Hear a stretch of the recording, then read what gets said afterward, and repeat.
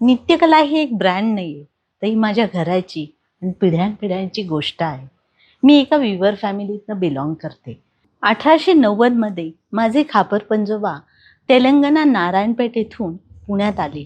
2 machine घेऊन त्यांनी भाड्याच्या घरात हा व्यवसाय सुरू केला. साड्यांची मागणी हळूहळू वाढत जाऊन व्यवसाय मोठा होत गेला.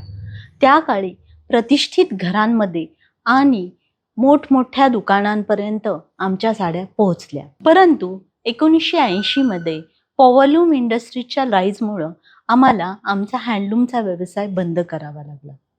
आज नित्यकलामध्ये पारंपरिक आणि आधुनिक साड्यांचा सुंदर असा संगम आपण घडवतो. आज आपण पाहणार आहोत पैठणी साडी.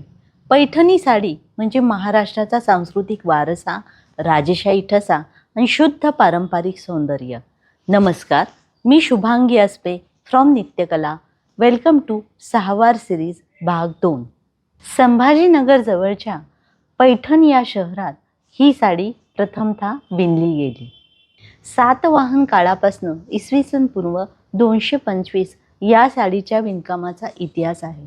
ही विशेषतः राजघराण्यात बनवली जायची, म्हणूनच हिला साड्यांची महाराणी असेही म्हटले जाते. पैठणी साडीचं मुख्य वैशिष्ट्य म्हणजे हातानं विणलेलं रेशीम आणि जरीचा पदर व बॉर्डर. पारंपरिक पैठणीमध्ये प्युअर सिल्क आणि रिअल सिल्वर व गोल्ड जरी वापरून मोर, कमळ, नारळ, हंस आणि टेम्पल पॅटर्न्स हे निसर्ग आणि संस्कृतीशी जोडलेले असतात. प्रत्येक साडी ही पूर्णतः हाताने विणलेली असल्याने ते एक प्रकारचं हस्तकौशल्यच असतं. त्यामुळं एक साडी पूर्ण व्हायला जवळजवळ 2 ते 3 महिने लागतात. आता आपण आर्ट सिल्क पैठणीविषयी जाणून घेऊयात. ही जी बांधणी पैठणी आहे त्याच्यावर ऑल ओव्हर डॉलर बुट्टा आहे आणि याचा पदर हा कॉन्ट्रास्टमध्ये असून हा बांगडी मोर बॉर्डरमध्ये मोडतो.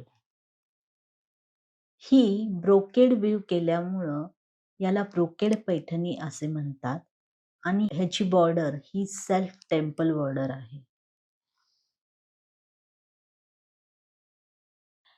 ही जी पैठणी आहे ही लायनिंगमध्ये व्ह्यू केल्यामुळं याला लायनिंग पैठणी असे म्हणतात आणि ह्याची बॉर्डर टिश्यू कॉन्ट्रास्टमध्ये बनवलेली आहे. ही लायनिंग व्ह्यू केलेली पैठणी विथ द फ्लोरल बुट्टी आहे आणि याला कॉन्ट्रास्टमध्ये नारळी बॉर्डर केलेली आहे. ऑल ओव्हर डॉलर बुट्टी असून याच्या बॉर्डरवर राजहंस व्ह्यू केल्यामुळं याला राजहंस पैठणी असे म्हणतात. ही जी फ्लोरल बॉर्डर आहे जी खूप न्यू आणि ट्रेंडिंग आहे तिला तक्षशिला पैठणी असे म्हणतात. या कॉटन पैठणीवर कर्णफुली बुट्टी असून याची बॉर्डर ट्रॅडिशनल नारळी बॉर्डर आहे. ही ऑर्गॅन्झा पैठणी असून याच्यावर कॉन्ट्रास्टमध्ये मोरबुट्टी आहे आणि ह्याचा पल्लू हा ब्रोकेड असून बॉर्डर मुनिया आहे.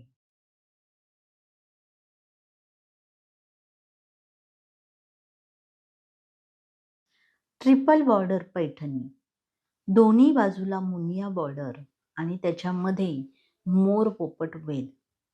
या ग्रीन कलरच्या पैठणीवर ऑल ओव्हर तुम्ही डॉलर बुट्टा बघू शकता आणि याच्या पदरावर 16 मोर पोपट आहेत. Brocade Paithani with contrast pink colour border with traditional pallu. हे फ्युजन ऑफ बनारसी आणि पैठणी साडी.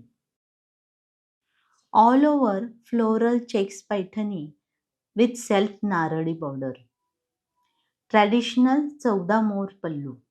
गडवाल पैठणी, ट्रिपल बॉर्डरची ही पैठणी आहे ज्याच्या दोन्ही बाजूला मुनिया बुट्टी आहे आणि मध्ये लोटस आणि मोर याची वेल आहे.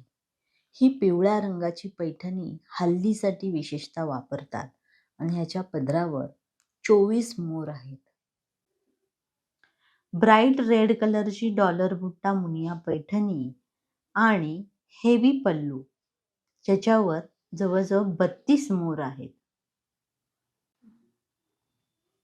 ही जी काळी पैठणी आहे, याला कॉन्ट्रास्ट नारळी बॉर्डर आहे. त्यामुळं ही कॉन्टेम्पररीमध्ये मोडते.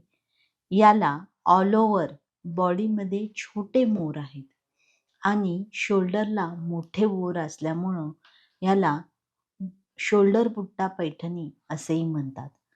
याचा पदर हा 14 मोर असल्याने ट्रॅडिशनलमध्ये जातो. तर अशी ही पैठणीची गोष्ट तुम्हाला कशी वाटली? कमेंटमध्ये नक्की सांगा.